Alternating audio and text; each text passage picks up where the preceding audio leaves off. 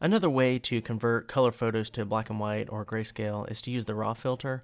If you have a RAW file, you can go ahead and open up that, and it will open up the RAW workflow panel by default. Now, if you don't have a RAW file, you can open up a JPEG like I have here, and just go to Filter and then Camera RAW Filter. And so now we have the RAW editing options here, and if you click on the fourth tab at the top, and it'll say HSL/grayscale, the first way to convert it to grayscale is to just click Convert to Grayscale, and then we can adjust the reds, the oranges, the yellows, just for different looks. And you can toggle that to go back and forth to see what we really want to have pop out. For example, this one may be the red, and maybe the purples and magentas, and you can click that.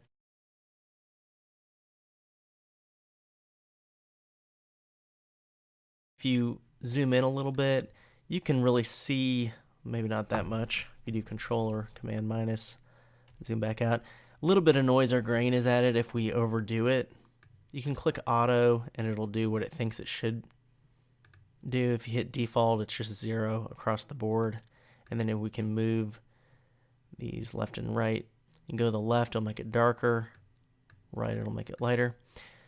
There's another way to do this though, and to try to avoid some of the noise and grain that can occur. Click on Convert to Grayscale, so we uncheck that. And instead, let's go to Saturation, and we just want to click and drag those sliders all the way over to the left so that everything's negative 100. And then we can go over to Luminance and adjust that. It'll really give us some customizability as far as the hues go with this black and white conversion. And sometimes you still might get some kind of a grainy look if you really overdo it. So these are meant to really be subtle changes in the levels that we have here, depending on if you want to make that area darker or lighter. You can also click up at the top where it says temperature. You can affect the overall temperature. Go to the left and right for different looks. You can adjust the tint here. Exposure, obviously if you go to the left, it'll be like it's underexposed, overexposed on the right. And by default, we would just do 0. You can really have more of a contrast if you want, more contrast in the black and white. I really like that. I think that's looking good. We can adjust the highlights if the highlights get darker or lighter on their own. The shadow areas, we can make them darker so they contrast more. We can make them brighter. Maybe bring some of the darker areas in the hair out with bringing the shadows to the right.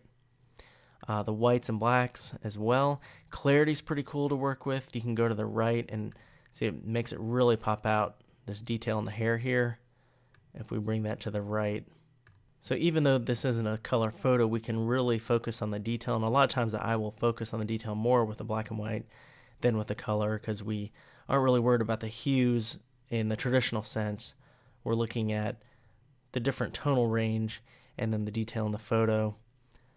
If you click here, we can also adjust the highlights, the lights and darks as well with these curves.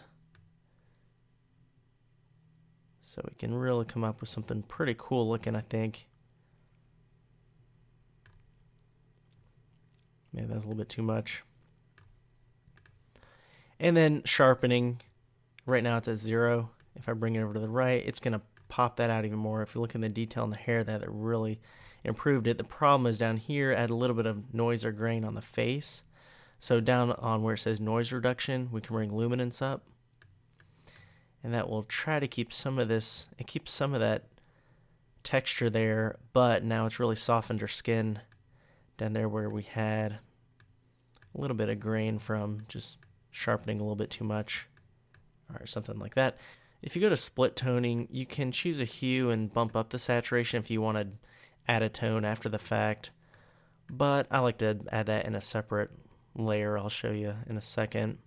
So once you've made all these changes, you can actually click right here and go to Save Settings, and you could save that for a future edit if you wanted to. So I'm just going to click OK.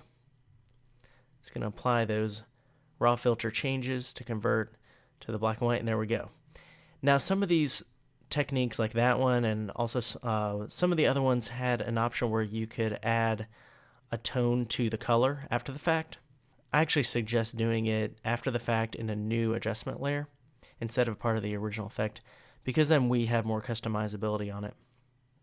So click create a new adjustment layer, and then you can go to hue saturation if you wanted, click colorize, and then if you wanted to add a tone like a sepia tone, you could do that. And then if it's too strong, we can change the opacity here on the actual adjustment layer, and you can turn that on and off. So that's the black and white conversions. The key is to work on separate layers and adjustment layers so we maintain more control and it's less destructive editing, because then we can really adjust these live effects while we're converting to black and white for the best look.